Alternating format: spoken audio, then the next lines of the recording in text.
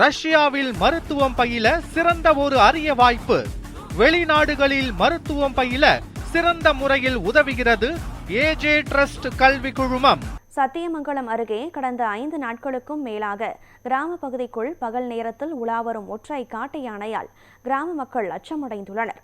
ஈரோடு மாவட்டம் சத்தியமங்கலம் அருகே கடந்த 5 நாட்களுக்கும் மேலாக ஒற்றை காட்டு யானை கிராம பகுதிகளில் சுற்றித் திரிவதால் பொதுமக்கள் அச்சமடைந்துள்ளனர்.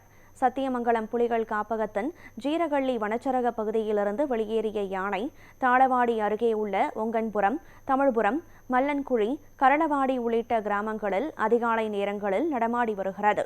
இதனால் விவசாய பணிகள் பாதிக்கப்படுவதுடன் மக்கள் வீட்டை விட்டு வெளியே வர முடியாத சூழல் ஏற்பட்டுள்ளது.